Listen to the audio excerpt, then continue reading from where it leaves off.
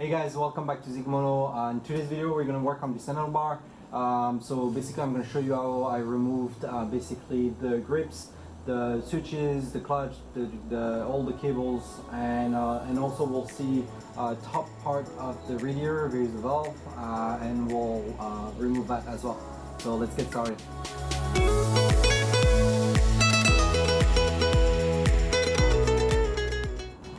Alright, so let's remove the switch on the left side. Everything is already disconnected.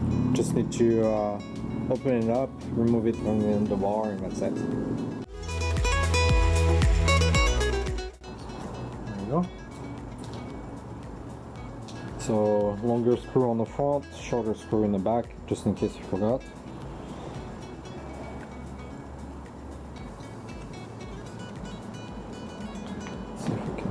Nicely. There we go. See how dirty this is? Yeah. It's actually pretty good inside compared to the other one when I tried to remove certain things. This is good. Alright. So I'm just going to close it back.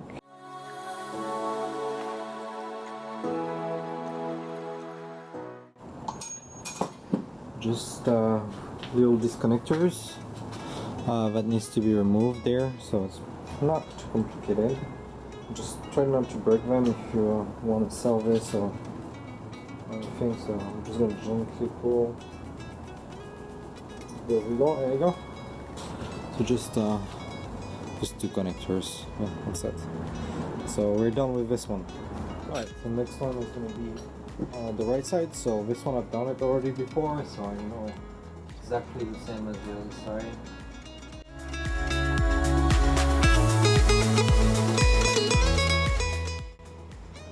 Just remember, this right switch is not only the switch but also the throttle cables holder. So you need to remember that if you want to remove everything, you're gonna need to make sure the throttle cable is disconnected on the other side, which I did for pretty much at the beginning when I was getting started on all of this.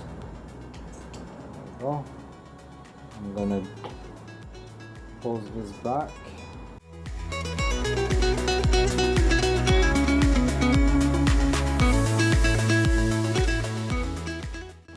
So right switch, pretty much the same as on the other side, except this one has the throttle cables connected to it. So in order to remove the clutch from the handlebar, we're going to need to take care of this. We need to disconnect it and loosen up here, and then that way we'll be able to get the cable out and be able to remove the clutch completely from the handlebar.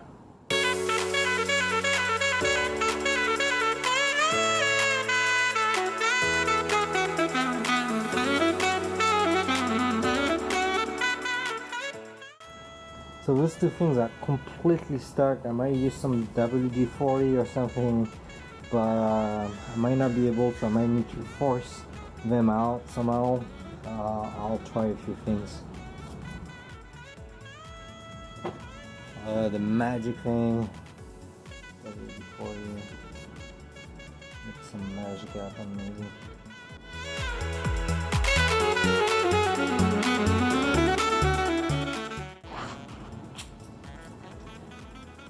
Okay, magic of WD-40, able to get these things out. I mean, honestly, I believe this is the original cable from when the bike was sold. So we'll see. Alright, so let's remove that cable. Just remember, it's very easy for me to remove because I already removed the cable on the other side. I forgot to film it for you guys, but basically it's just one flat screw with a bolt behind that is basically holding the lever, and remove that, remove the lever, and then you're going to be able to get everything.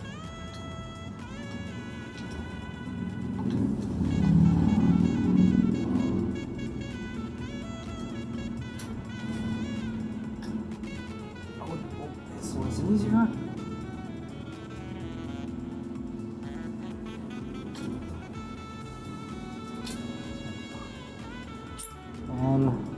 I'm not sure if you can see, but the cable here is actually broken. Like, you should be able to clearly see this part.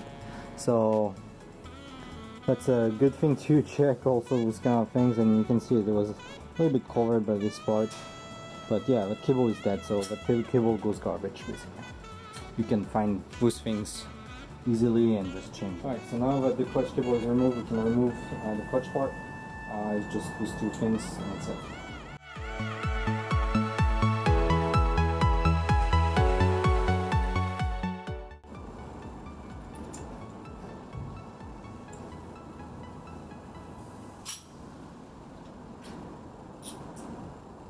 There you go.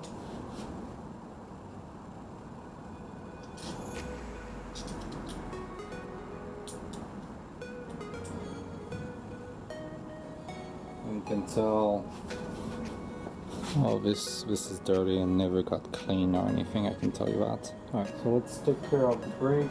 I haven't disconnected anything on the other side, so on this brake itself, I just want to remove this, and I will keep it connected with the brake for now. So I'm just going to store it like this.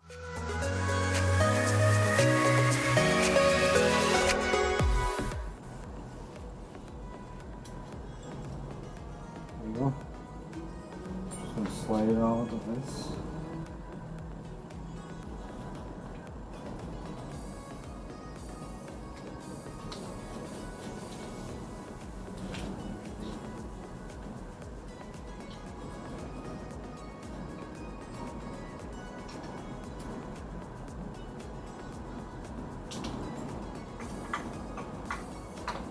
There you go.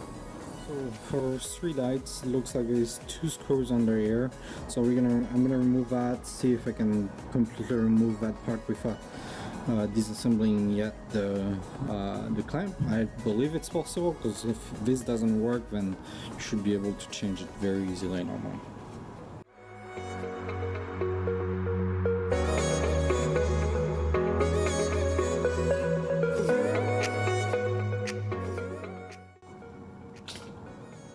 There you go.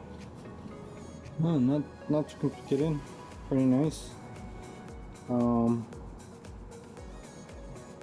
We'll see. I might change this somehow. So I believe the I-beam doesn't work, the LED. I'm not sure. I never seen turn on basically. So I'll need to look into it and see if I can fix it, or if I'm gonna change it and use this differently. So we'll see. Next one up, it's gonna be part of the radiator. So on the top part, there is a piece here which I honestly do not know the name. So I'd like to disconnect that and remove it, and we'll go from there.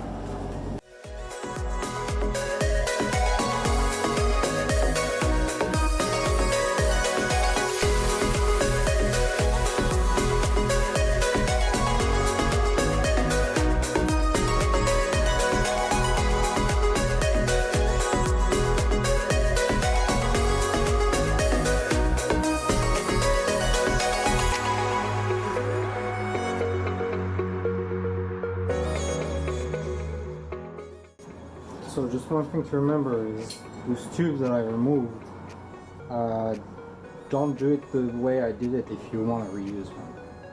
Make sure you don't destroy them with some marks or something. It will fragilize and make it weak, and then you will need to replace it. So we have one bolt right here, so 10mm.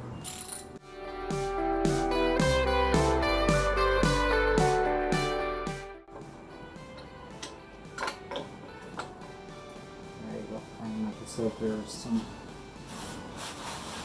coolant still in there, so I'll put it in the buckets.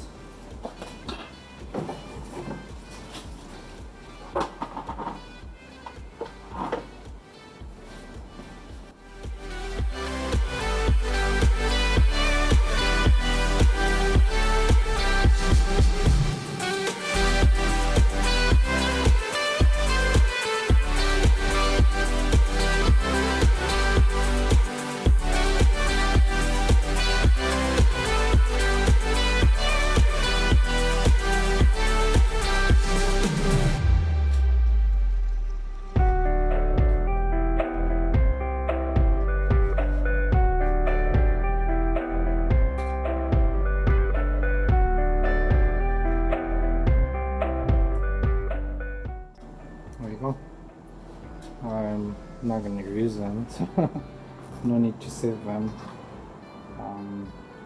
Yeah, this is garbage. I'm gonna keep this just in case.